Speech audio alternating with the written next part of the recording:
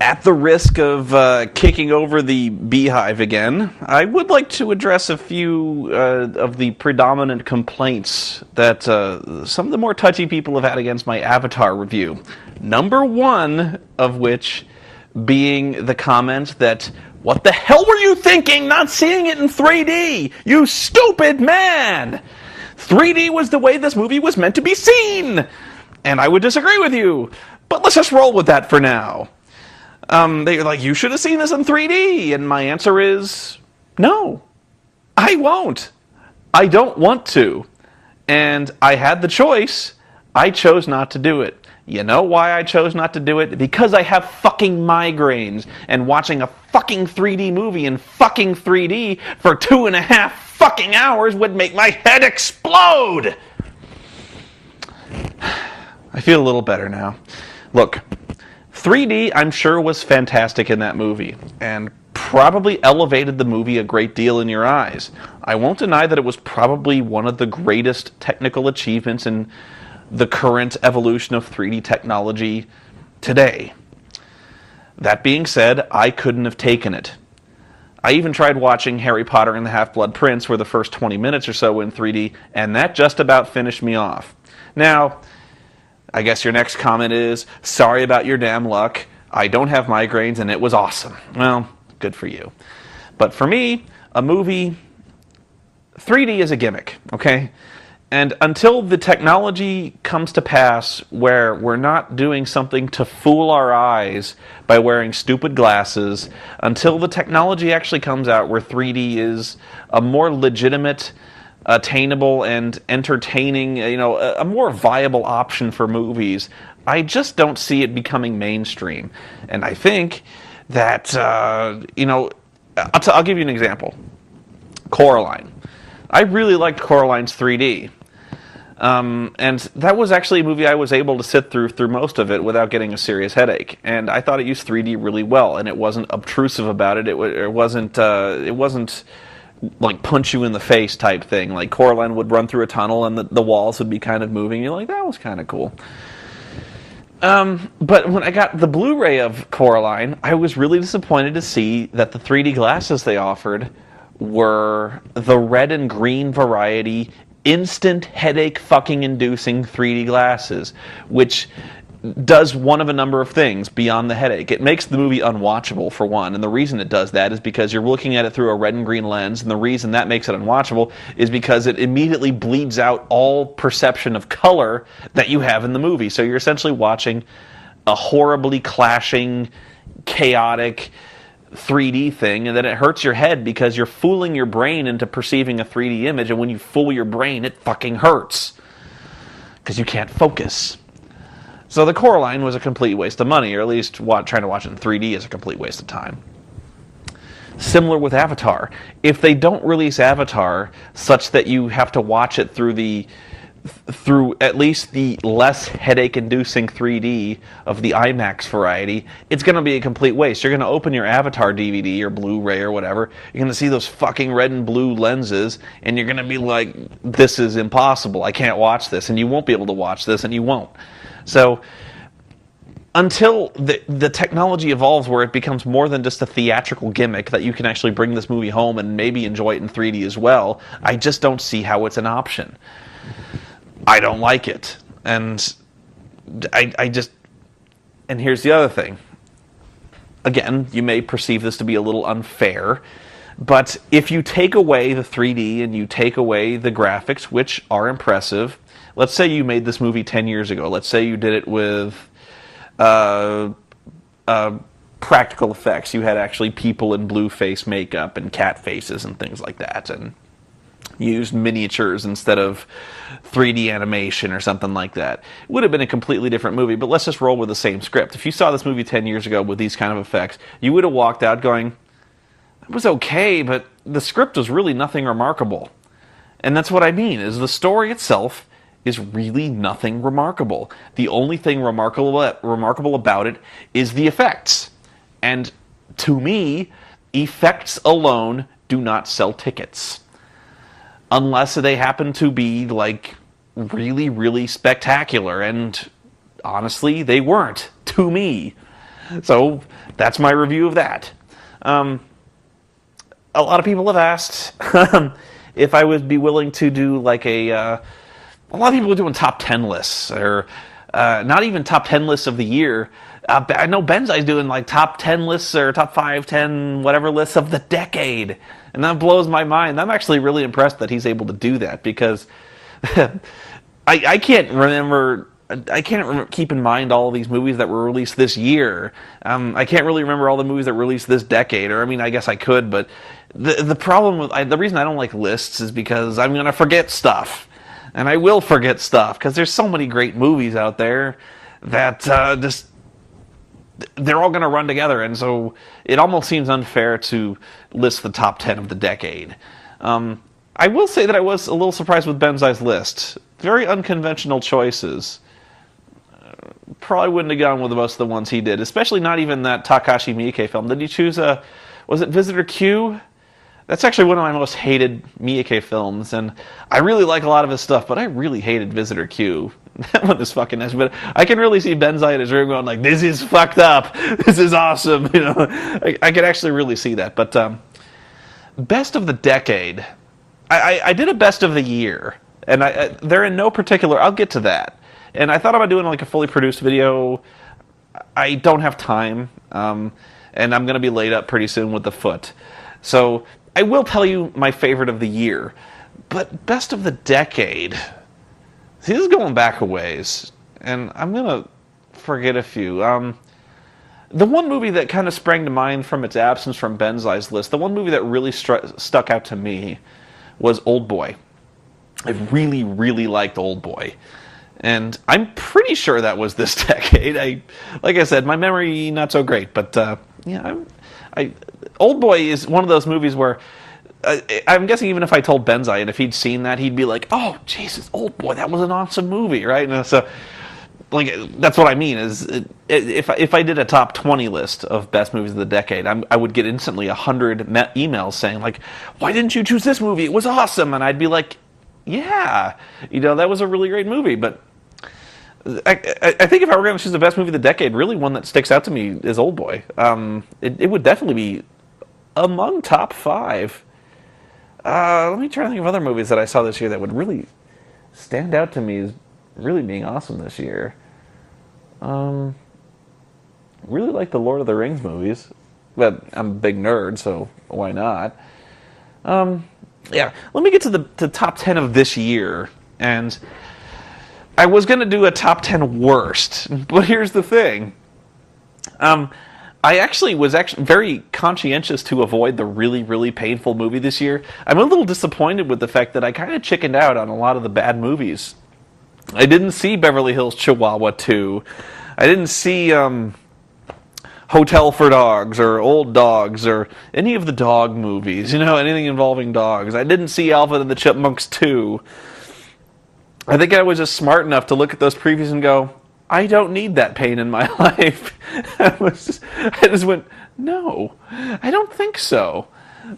If I were to pick out some of the worst movies that I have seen this year, geez, Transformers 2. I know it seems like I'm harping on that, but it was seriously one of the worst fucking movies I think I've ever seen in my life. That was really, really bad. I got another one. I won't tell it, but my brother knows what it is, but I'm not going to say it because I think that would instantly remove all credibility I have as a critic if I were to tell you. I'll just tell you. It's this French movie called The Class, which I thought was one of the most boring goddamn films I've ever seen in my life. It's like if you went to college and audited a French language class, that's The Class. That's the movie. My brother's like, this is an awesome movie. I know, I bring it up just to make him mad. I'm sorry, I'll stop. But best movie this year, again, these are in no particular order, but I do have a best of this year, or my favorite one of this year. And I know you're going to bring up movies that I forgot this year. There are a few. And here's where my list gets kind of hinky. where I will actually list a few that were not necessarily great films, but were really great movie-going experiences. And so I think that's kind of where Avatar might fit in for some of you, where you'd be like, not a great film, but a really great movie-going experience. Like, I'm really glad I experienced that. So, for instance, 2012 has no place being on a best movies list, but I had a really good time watching it, if that makes sense. So, here we go. I do have some honorable mentions. Let me just double check. Honorable mentions. Michael Jackson's This Is It. Again, not a really good movie, but it was just really interesting to watch. I really liked it. Again, this is considering a character I am actually very morally dubious about. You know, when I can't say I really like the guy personally, but the guy could really sing. You know, the guy was a really awesome pop star. And it was just really interesting seeing this concert that never was. I found it really fascinating. The second one, honorable mention, is The Twilight Saga: New Moon, which, I kid you not, was one of the most fun movie-going experiences I've had this year. Horrible movie. Horrible film. In no way would I recommend this movie to anyone. But I had a lot of fun making fun of this movie in the theater. And I actually had some people laughing around me, which was a really cool feeling that people weren't actually turning around, like, casting hate beams upon me. I was making fun of the movie in the theater, and people were laughing, and so nobody was really getting mad. And I actually asked, like, "Are you guys getting mad?" And they're like, "Yeah, whatever." But we were just kind of, it was really a barrel of laughs, having fun. So, really fun movie. So, honorable mention for best movie-going experience: New Moon. Up, Pixar's Up. Really liked it. Again, a 3D movie that didn't necessarily break my head. I mean, I didn't watch it all in 3D, but I kind of on and off. It was okay. I really liked, but the story, I really liked it. I think that one maybe I've had a hard time in the theaters, in the box office, because I think it's kind of hard for kids to relate to an old man as your protagonist. That was probably a hard movie to greenlight and get through there, but really liked it. Drag Me to Hell. I really raved about this one in a vlog. I remember that. And probably one of the best of the year. And I got it on DVD and watched it immediately. I really like Sam Raimi's Drag Me to Hell. Very basic story, but very well acted. I watched the unrated director's cut, which is... I prefer the theatrical version, because the director's cut, you can really... There's not a whole lot that's added to it, but they really prolong the gore effects. And I can't remember if this is the difference between the theatrical version and the director's cut, but there's one moment in this movie where the woman, I can't remember her name, she starts to get a nosebleed at work. And in the unrated version, at least in the unrated version, she starts like fountaining blood out of her nose like there's a high pressure hose. It's almost like an anime, and I was like, oh, okay, that's too much. Seriously? with the blood like spraying out, like she covers her desk in this stuff. She's like, ah! And I was like, yeah, you probably should have cut that. I was not a fan of that, but the ending is not really that different. I don't think it's different at all. But yeah, if you haven't seen Drag Me to Hell, you really owe it to yourself. That one is... I would almost consider that to be an unofficial Evil Dead sequel. If you were waiting for an Evil Dead sequel, that's pretty much as close as you're going to get. I don't think Bruce Campbell's going to come back for this. Was really close. Oh, by the way, if you can't tell from my wallpaper, Crank High Voltage. Really love this movie. I'm a big fan of the Crank series. This is one of the films where it very much fills the adage... the movie doesn't have to be good to be awesome. That's pretty much it. It's really when you have Jason Statham running around fucking people up, and it's that really high kinetic, almost like this. They just really have a real flair for kind of doing this music video crash editing footage that makes this a really entertaining film from beginning to end. I don't think it's as good as the first Crank, but still. The first Crank was really sublimely good. I really enjoyed it, and so this was a lot of fun. This is a great flick. This is one of those movies you can put in any time and watch because it's always fun and it never gets old. So it's kind of like it's very much in that very fun spirit of Big Trouble in Little China, one of my favorite movies. Let's see, Adventureland, another Kristen Stewart movie. I really liked Adventureland. Not much more to say about that one. That was a movie that you kind of felt like it was trying to really go on this Superbad type vibe, with the very gritty kind of this very dirty feel to it. This kind of almost like a '70s vibe to it. I would check that out. Actually, Kristen Stewart did not make me want to punch her in this movie. She still looks really sleepy-eyed, but I think part of the problem with Twilight is they kind of bill Bella as like this radiant, one-in-a-lifetime beauty, and Kristen Stewart is really not that. She's a very girl-next-door type, and in Adventureland she plays a very girl-next-door type, where she looks very... this sounds really bad. Attainable. She kind of looks like one of those girls that's really not out of a bum's league. Like who was the other guy? Jesse Eisenberg. You kind of believe that she would go for Jesse Eisenberg, and in some of these movies like Knocked Up, you would be like, in no way would any chick go after fucking Seth Rogen. Like Seth Rogen looks like Fozzie Bear, for Christ's sakes. It's one of those movies where you kind of bought that everyone was very well cast. Anyway, rambling. Watchmen, probably, if there was a movie that was on the cutting line, Watchmen would be it. I know a lot of people didn't like Watchmen, be it the Space Squid or whatever. I really liked it. I don't know what else to say about that. I walked in there knowing there would not be a giant space squid, wasn't expecting one. I pretty much had it figured, and I'm a big fan of the graphic novel. I don't think it really betrayed the graphic novel in any serious way. It was entertaining. Was it great? No. And I think, what's her name? Malin Ackerman, really poor choice in casting, but whatever. I think it was just good to see Watchmen on the big screen, and it was one of those movies that was long said to be unfilmable, and I think they filmed it. I think they did a good job filming it. And seriously, all the complaints I think people brought up, and all the complaints that even I brought up, except for like the casting choices, if you asked me how I would have fixed it in the script, I pretty much would have fixed it exactly like they did in the film. I would have cut the Black Freighter. I would have cut... hell, I can't remember. But I pretty much would have cut it together the way they did. The scripts, I think they did a really good job. That's all I can say. Coraline, again, I really like that movie. Paranormal Activity, which I believe is coming out on DVD tomorrow.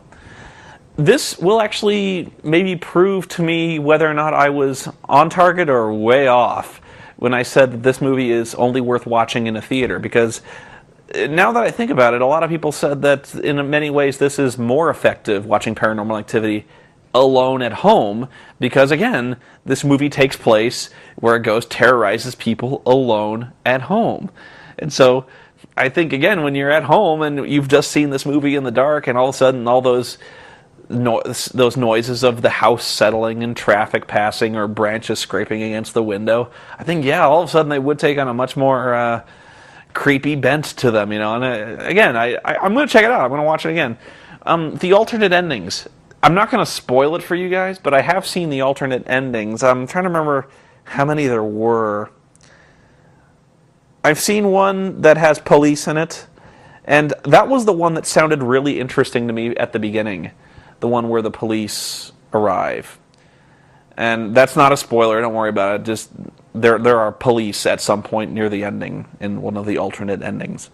Again, not a spoiler. But the ending to that one really seemed interesting to me because of the how to say this. There's a long stretch where you're just kind of watching in silence, and then stuff happens. And so that really long stretch kind of seemed interesting to me. And it was where you kind of hear the answering machine ringing and people are trying to stop by to check on them. But I didn't think it worked as well as the theatrical ending. The theatrical ending. It's probably the best way to go with that one. I don't. Oh, I didn't see there's a third ending I didn't see, and I don't know if they'll have that on there. I think they definitely will have the police ending on there, but I really like Paranormal Activity. That was another one where I got a little bit of guilt on that one from fans. They're like, Blair Witch sucked, and so does this, but whatever.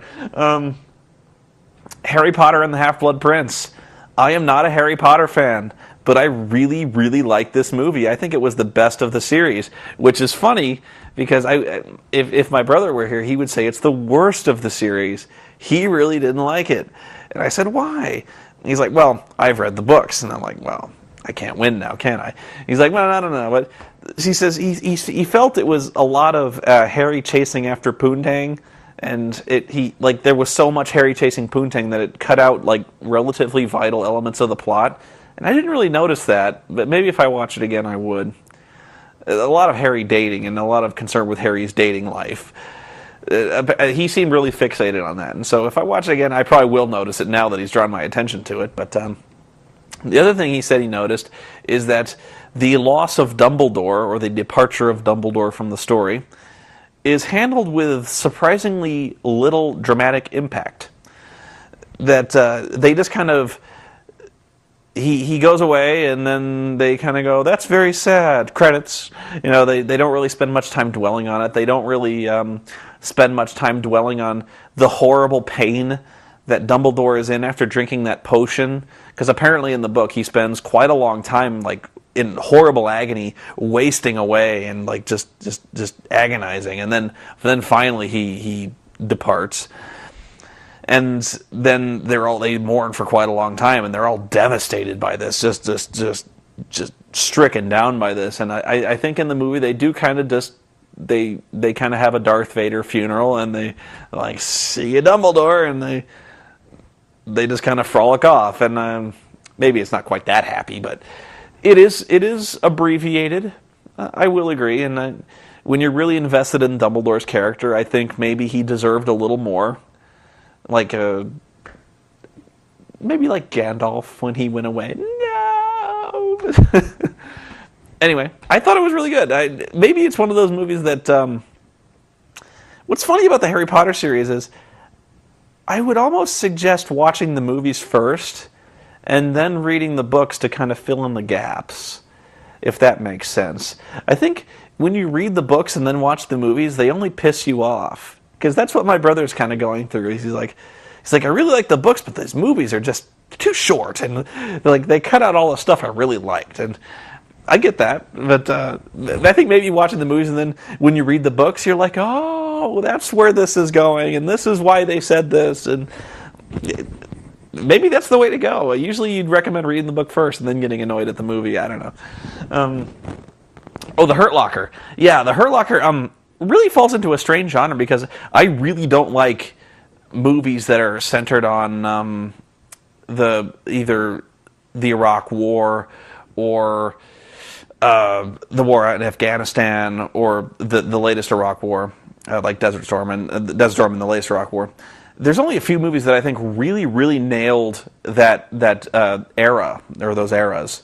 One of them being Three Kings, which I really like. Three Kings. Three Kings is one of those movies that was maybe kind of ignored back in the day, but has really become very poignant and really shockingly prophetic in hindsight when you watch the Iraq, like when you watch all the stuff we're going through with the oil crisis and the war in Iraq right now.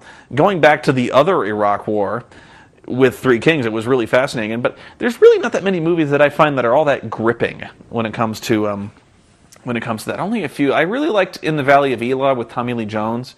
That was a good one, but not really about the war in Iraq. I really hated Jarhead.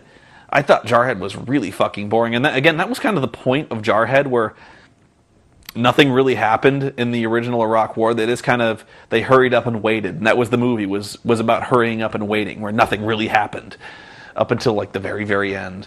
And even then, it was kind of anticlimactic. And so Jarhead was kind of one of those movies about frustration and boredom. And I was frustrated, and I was bored, and I didn't like that movie.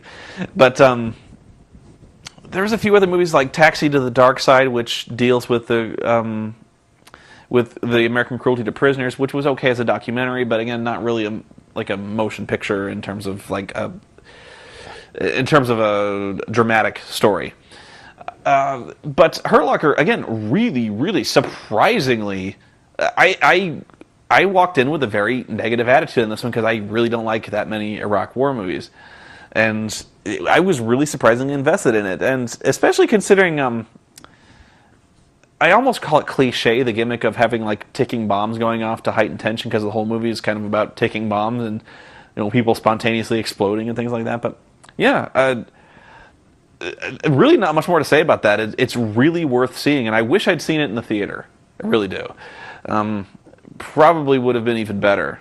And again, that's a movie full of a lot of actors that you're surprised these actors, when they show up, you're like, wow, this guy was in this movie. I went to IMDb just to see all the actors that I didn't recognize, and you just kind of look through there and like, you got to see this again, because you're really relishing all these really great performances.